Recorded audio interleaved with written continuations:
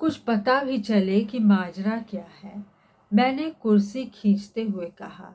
उत्तर में सब ने एक साथ बोलना शुरू किया। बड़ी देर बाद मेरी समझ में आया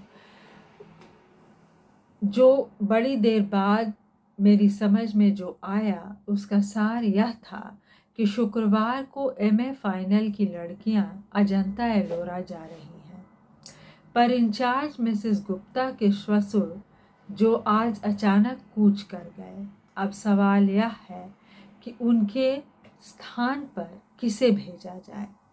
सबकी अपनी परेशानियां थीं। मिसेस सक्सेना की बिटिया वायरल में पड़ी थी। रविवार को किरण के देवर की सगाई थी।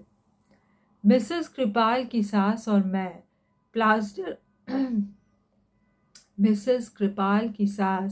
पैर में प्लास्टर बांधकर बंधवाकर पड़ी थी। खंडेलवाल के पूरे दिन चल रहे थे। दासगुप्ता के दोनों बच्चों के सोमवार से टर्मिनल शुरू हो रहे थे और बिसारिया पहले से छुट्टी पर थी। स्टाफ में 2-3 अति बुजुर्ग सदस्य थी जिन्हें इस मिशन पर भेजना बेकार था। एकाएक मुझे याद आया, विभा तो जा रही है ना, उसके यहाँ भी कोई प्रॉब्लम है। विभा तो जा रही है पर वह तो खुद बच्ची है, लड़कियों को क्या संभालेगी। कोई जिम्मेदार व्यक्ति भी साथ होना चाहिए और तुम्हें कोई हाथ नहीं लगा सकता। मैडम की चहेती जो हो, उनकी सख्त हिदायत है कि अंजू शर्मा को छुट्टी के दिन कोई काम न सौंपा जाए। देर से शादी करने का यही तो फायदा है, सबकी सिंपैथी मिल जाती है। मैं चकित सी देखती रह गई। ये सब मेरी कलीग्स थी। सालों से हम एक साथ काम कर रहे थे। हमेशा कैसी शहद धुली बातें करती हैं। आज पता चला कि सबके मन में कितना जहर भरा हुआ है।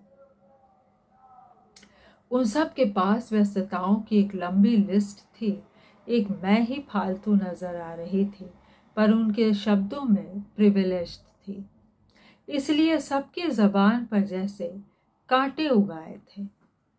भला हो मिसेस देशपांडे का मेरा पक्ष लेते हुए बोली, अभी तक तो यही बेचारी सारी बेगाड़ हो रही थी, अब इसके साथ मैडम थोड़ी सिंपैथेटिक हो गई हैं तो तुम लोगों को जलन हो रही है। अरे यह तो सोचो कि इतनी देर से उसने शादी की है, पति भी साथ नहीं रहते, एक छुट्टी के दिन ही मेल मुलाकात हो पाती है, वह भी तुम लोगों से देखी नहीं जाती।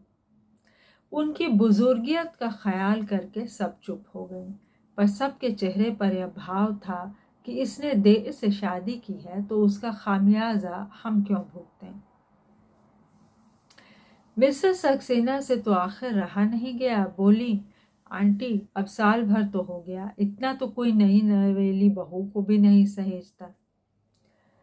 मेरा तो जैसे खून खौल गया। आप लोग यही चाहती है ना कि इस बार मैं लड़कियों के साथ जाऊं तो चली जाऊंगी, उसके लिए इतने उलाहनों की क्या जरूरत है।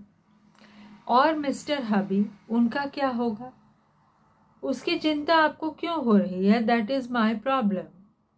उसी तैश में मैं मैडम के कमरे में चली गई और कह दिया कि मिसेस गुप्ता के न आने से कोई परेशानी हो रही हो तो मैं तैयार हूँ। वे कुछ देर तक मुझे देखती रहीं, फिर बोली, it is very supporting of you. दरअसल मैं तुम्हें बुलाने को सोच ही रही थी। अकेली विभा पर तो भरोसा नहीं किया जा सकता ना,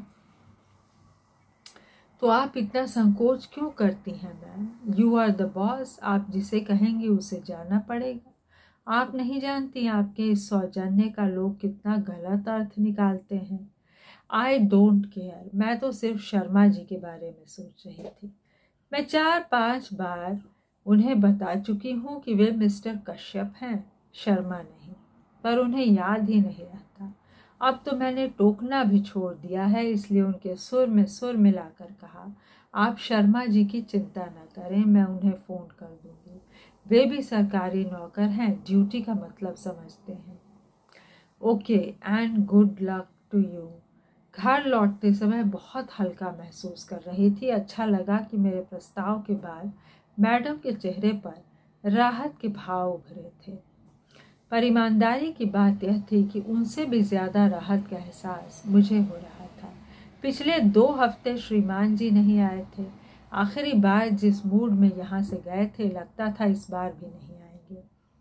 2 रविवार लगातार मैं स्नेही पड़ोसियों की प्यार भरी पूछताछ से तंग आ गई थी। इस हफ्ते फिर वही सब दोहराना संकट लग रहा था। शायद इसलिए आगे बढ़कर मैंने यह जिम्मेदारी ले ली थी। मुझे एक बहाना चाहिए था, सो मिल गया। कभी कभी लगता है मैंने नाहक शादी की। जिंदगी अच्छी भली गुजर रही थी, ना कोई तनाव था, न पछतावा। बस एक शादी की चिंता थी जो मुझसे ज्यादा मेरे भाइयों को खाए जा रही थी। अपनी भरी पूरी गृहस्थियों के बीच बेचारे एक अपराध बोध के साथ जी रहे थे।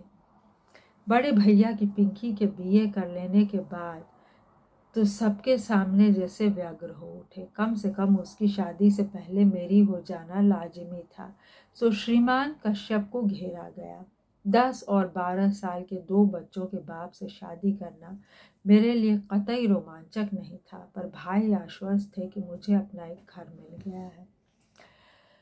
मालती जोशी की क्या ही शानदार और दिलचस्प कहानी है, पढ़ती हूँ। फिलहाल मुझे एक ब्रेक लेना होगा दोस्तों, क्योंकि मैं हॉस्पिटल जा रही हूँ।